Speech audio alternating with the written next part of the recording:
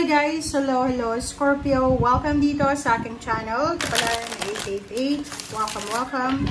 Alamin natin, Scorpio, kung anong messages, vibration, gabay energy para sa inyong lahat. So, this is the unexpected for 2026. Ano ba ang unexpected na mangyayari? Ano ba ang mga hindi natin inaasahan na darating sa 2026. So, this is general reading. So, please connect your intuition sa lahat ng baraha. So, paki-follow, like, and share ang ating channel na Kapalaran 888. And, please comment down below. Okay, mag-comment kayo, guys. Okay, Scorpio. So, ano ba ang hindi natin inaasahan na pwedeng mangyari, Scorpio? Okay, chameleon slot. So, mayroon din neto sa Pisces. So, water sign and butterfly. Okay, chameleon muna tayo. Soul tribe. Scorpio. Sinasabi ng bara sa atin na it is safe to be seen. Ibig sabihin, meron ditong mga Scorpio na kung dati ay kontento ka na sa pagiging backup.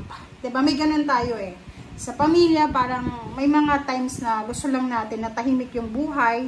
Hindi tayo yung bida-bida, diba? Yung parang gusto natin sa likod lang tayo, support lang, hindi tayo yung nasa front. So, ikaw, sinasabi ng barahan na kung ikaw yung ganitong sitwasyon, halimbawa na matagal ka ng nakasuporta lang, sinasabi ng baraha sa atin na this 2026, ay bibigyan ka ng pagkakataon ng universe na ikaw naman yung nasa front. Kumbaga, ikaw naman yung successful ngayon, ikaw naman yung bida sa ngayon, ikaw naman yung magliliwanag, mag-i-illuminate sa ngayon.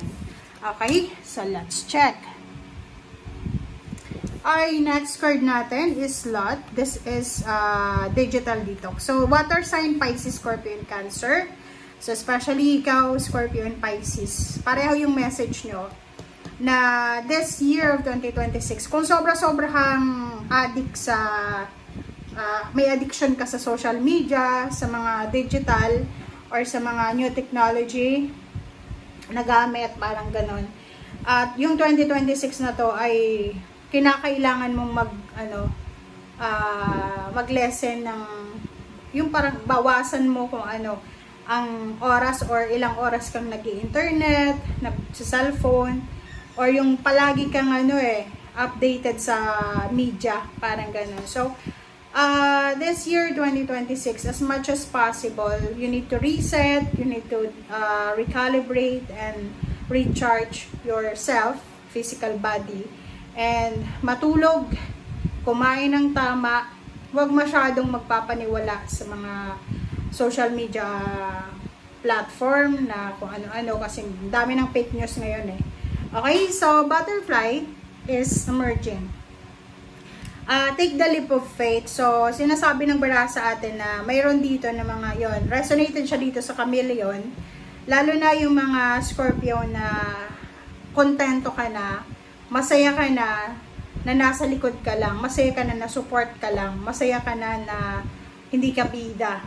But this year, sinasabi ng baraha na the universe will give you the opportunity, the possibility, the time, the year, na ikaw naman ang bida sa ngayon. So, talagang bibida ang mga Scorpio ngayong 2026. Kumbaga, maraming mga tao yung ma-amaze. Kasi, yung Scorpio na hindi nila ini-expect na magiging successful, ay successful na. Yung Scorpio na ini-expect nilang hindi makakapagtapos ay posibleng makakapagtapos ng pag-aaral. May mga makakakuha ng trabaho or mapopromote, or yung iba pupunta ng ibang bansa, yung iba magsisettle down, ma-migrate sa ibang bansa. And sobra-sobrang transformation ang posibleng mangyari sa'yo. Okay? So, let's check.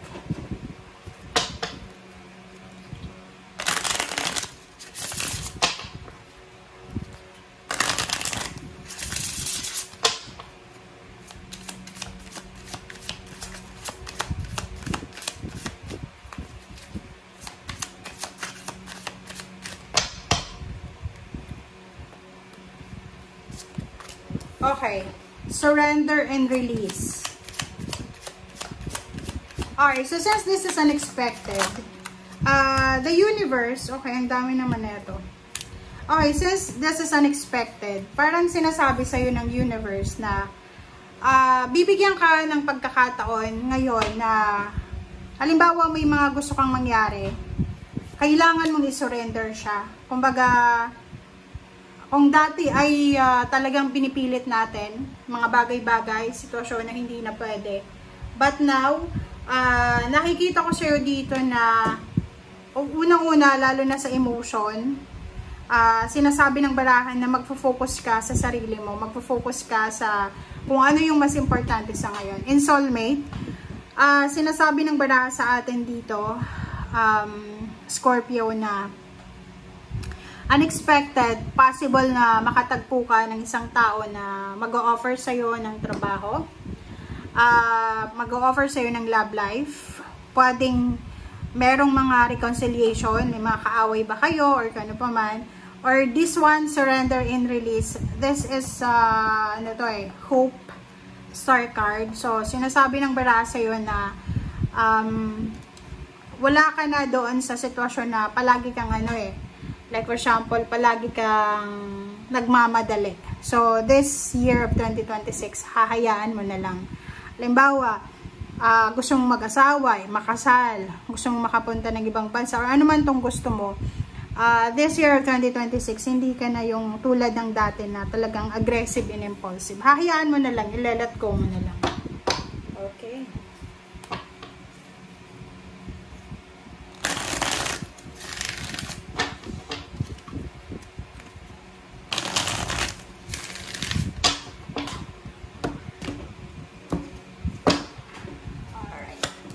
Okay, zero the Fool,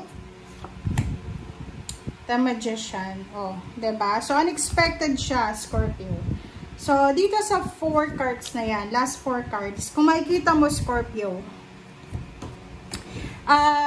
isa sa mga unexpected na pwedeng mangyari, okay, isa sa mga pwedeng unexpected na mangyari, is yung hindi mo inaasahan na pagsisimula. It's either merong maghihiwalay na mag-asawa or mag-boyfriend, girlfriend, and kasi magkakaroon siya ng bagong relationship, merong magre-resign kasi papasok siya sa bagong company or sa bagong niyang trabaho, meron na like bago yung mindset niya, health regimen, bago yung plano niya, bago yung mga habits and lifestyle niya. Okay?